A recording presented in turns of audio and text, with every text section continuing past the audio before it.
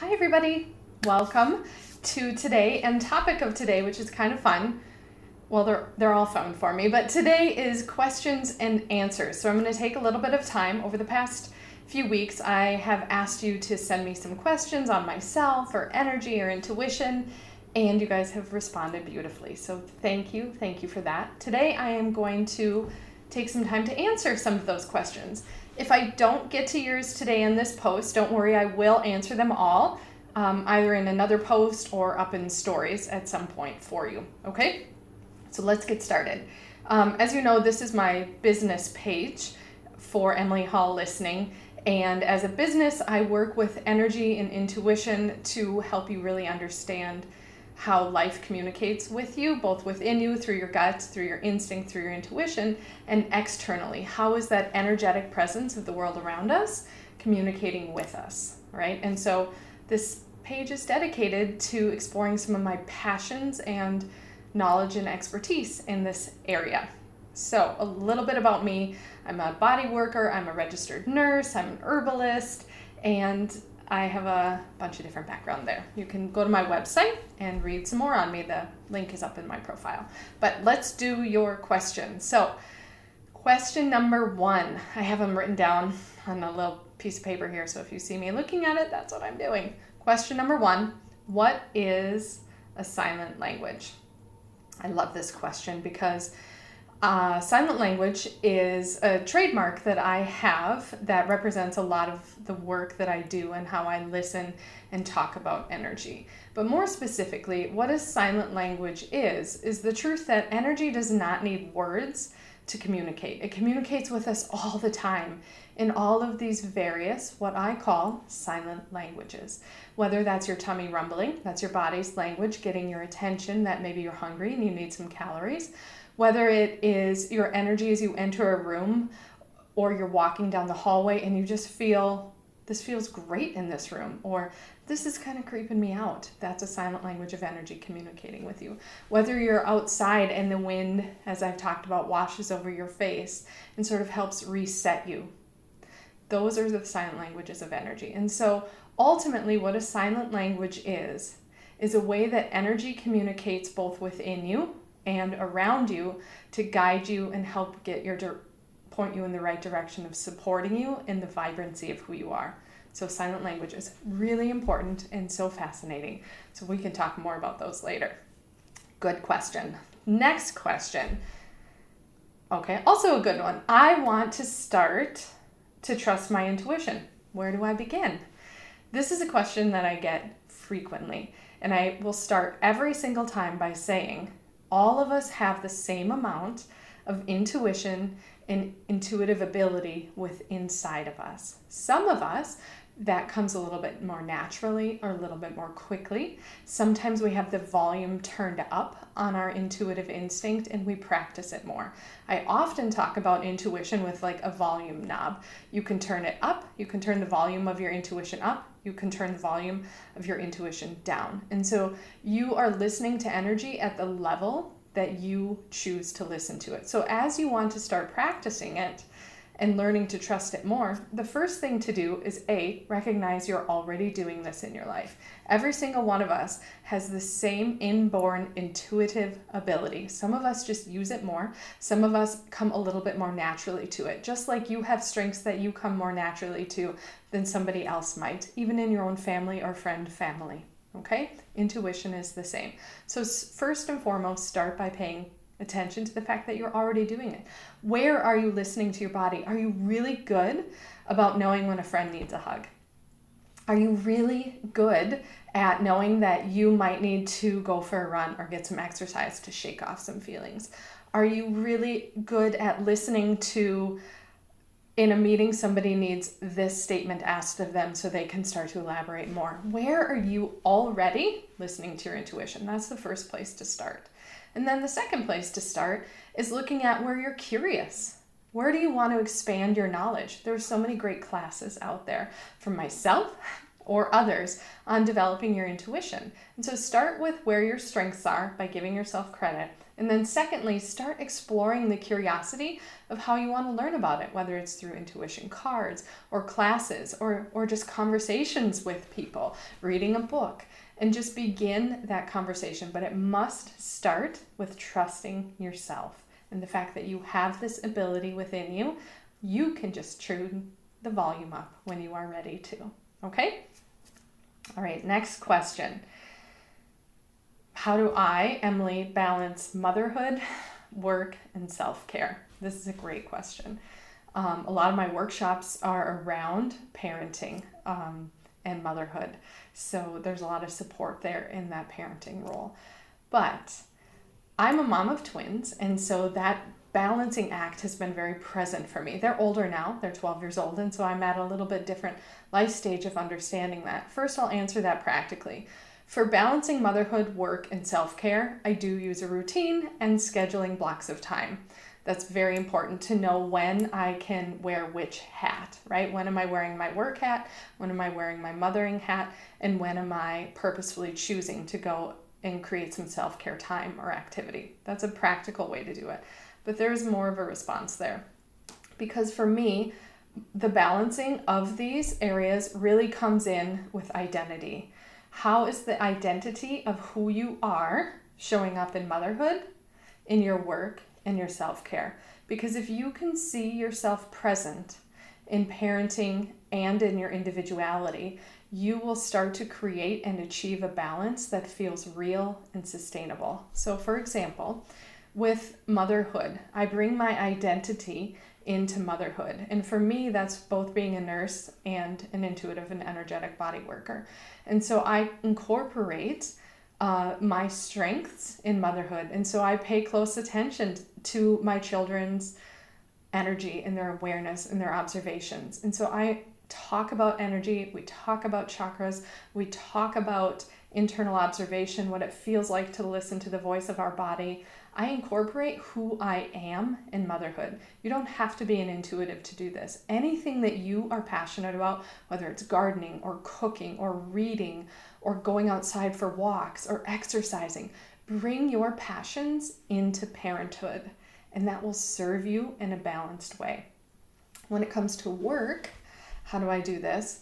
Really, I try to time block, but I also bring my children into my work in the same way that I bring them into parenthood. I don't put them on social media, which is a choice for my family, but I do incorporate them in what I'm writing and what I'm talking about, how I talk about it, what I think. They know what I'm doing on a daily basis. But for logistics, I block time for work. And then self-care. This is another way that I really bring parenting into self-care. There are the times that I just need to get out and be alone. But for parenting, what I do for self-care and how I balance that is I look at the ways that I achieve self-care. And again, I introduce those to my children. For example, for me, I'm a little bit of an introvert. And so I sometimes need to check out. But my kids are there, and so that might not be possible. But the ways that I can check out is going outside. And I'll say things like, you know what, guys? I need to get outside for a little bit. I need to reset my day. I need to feel the wind on my face. Let's just go for a nice walk together. So I incorporate them in that self-care. Another thing that I do purposefully in my house is with candles. I light a lot of candles because fire is an ability to help us focus, controlled fire, of course, the ability to help us focus. And so I have been known to say, I'm feeling a little bit overwhelmed, feeling a little bit overstimulated here. I'm just going to light a candle and let's just have some quiet. And so my kids also ask for candle time now. So I really start incorporating the things that help me achieve self-care into parenthood. All right. So those are just some small little ways. Long answer, but a really good question, because balance in parenthood and work and self-care really focuses around identity and how we see ourselves alive in the roles that we are playing in life, what hat we're wearing. So that's my thoughts on that one. Next question. Do I ever feel tired? I love that you asked this, first of all. Thank you for thinking I might not. But the truth is, yes, I feel tired regularly. I think what I do with that helps me the most, though, because I am able to maybe bounce back quicker from being tired than people I work with sometimes because of this one little trick I do all the time. And I'm going to share it with you today because it's so valuable. When I'm tired, I don't get lost in the energy of just being tired. I quickly follow that up with the question of, how am I tired? And so I will ask myself, okay, I'm feeling tired right now, but how are you feeling tired, Emily? Oh, I feel physically tired. I have been moving all day long. Great. So then I know physically tired, I need to rest. Maybe I need to go take a little nap. Maybe I need to take a bath or a shower. Maybe I just need to sit on the couch and read for a little bit. I need to rest my physical body. Versus if I say, oh, I feel tired right now. And then I ask myself, okay, how do you feel tired, Emily? Well, I feel energetically tired right now because I've really been listening and dialoguing and helping other people listen to the energy within them and around them. And as passionate as I am about that and as energizing it is, sometimes I get tired from communicating with so many silent languages. And so if my energetic self is saying it's tired, then I know I need to disconnect from a little bit, maybe step into a different world, read a book that I just get engaged in the world of the book. Or I might go to Netflix and watch a show, but energetically, if I'm feeling tired, I really just step out of that realm of listening and I listen more to a world that's been created for me, like a book or a movie or something like that. Or let's see, what if I am parenting tired, right? So, I'm tired. Okay, I have just been on today, creating food or meals or entertainment or settling disputes between my kids. I'm tired from parenting. Then I know that I need to go for a walk by myself. I know that I need to even just get in the car and go drive through a coffee shop somewhere and get myself some coffee and drive around a little bit. So my key when acknowledging that I'm tired is that follow-up question of, how am I tired? And I think it will serve you too if you start looking at it from that perspective. Good question. This is a good one too. How is being a nurse, I've been a registered nurse for 21 years, how is being a nurse and an intuitive body worker the same or different? I love this question because they have so many similarities. This is one of the topics that I speak about, which is nursing and intuition, actually, because I've learned so much from the combination of these strengths that I have. So long time ago when I applied for nursing school, I had to write an essay. And the first line of my essay was, you can't touch a person's body without touching their soul. And I've learned to believe that. Because if you are working with somebody who is scared or has questions, which nurses are often in those situations with people, you are a part of both their physical existence in that moment with your critical thinking and your skills, and you are a part of their intuitive and energetic self in those moments. And so as a nurse, I have learned the importance of addressing the holistic person. And as an energetic body worker, this serves the same purpose. And so you work with somebody's physical body energetically, and you work with their holistic body energetically to help them understand and support them through that process of being themselves. So nursing and intuitive body work are a natural complement to each other. And frankly, nurses use this all the time.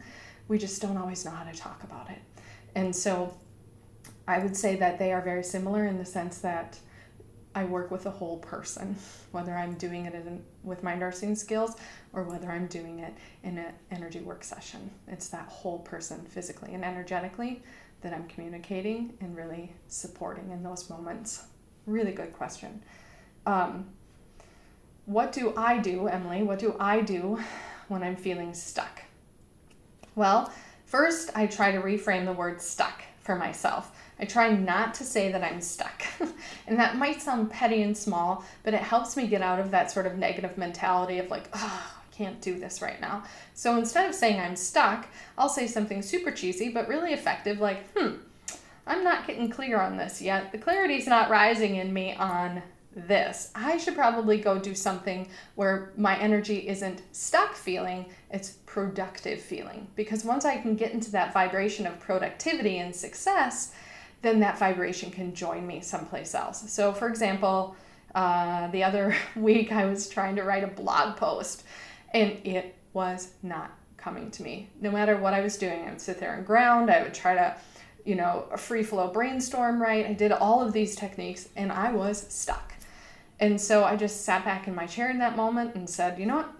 I know that clarity is in there somewhere. It is not rising through sitting in this chair right now. So let's go do something that feels productive. So I actually went and washed the dishes, really exciting, but it needed to be done and I felt really productive afterwards. So I stepped away from that stuck energy purposefully into an energy that I was able to find productivity and success. Did I go immediately back and write that blog post? Nope, it didn't come to me that day. But the next morning, I was able to reconnect with it differently. So when I'm feeling stuck, I try to get out of the energy. Well, that's no good. To get out of the energy of stuckness and into the energy of productivity, okay? Life happened right there. Maybe you heard my phone. Anyway, the next question. This is probably my favorite one, and I think it'll be the last one we do so this video doesn't stretch on forever, is why am I outside all the time? So I am outside all the time, one, because I love nature, but two, because nature is a huge energetic communicator. Remember, energy doesn't need words to communicate. And so nature is a place where I can go and join in the quiet. And I can go out and feel the supportive, energetic guidance that nature can give me without being words, without being in my head, just be in my senses. And so I am outside frequently, both because I enjoy the natural world. I love moving my body and seeing the beauty of nature and natural life around us, whether it's, on the city sidewalks or out in the state parks or wherever it might be. I enjoy nature, but I also go out there specifically to help me find energetic conversation on purpose, but through quiet, because it's that beautiful, quiet communicator. I have a lot of Nature Speaks dedication in my IGTV videos and also in my highlights, and so you can check out more about what I mean with that. But anyway, thank you. These are great questions. This was a long video, I know, but I'm glad you're here. Most importantly, remember that you are this beautiful physical and energetic being who can be supported in life. If I can support you, reach out and let me know. If you have more questions, send them my way and I'll start answering them regularly up in stories. Okay, have a great day. Thank you.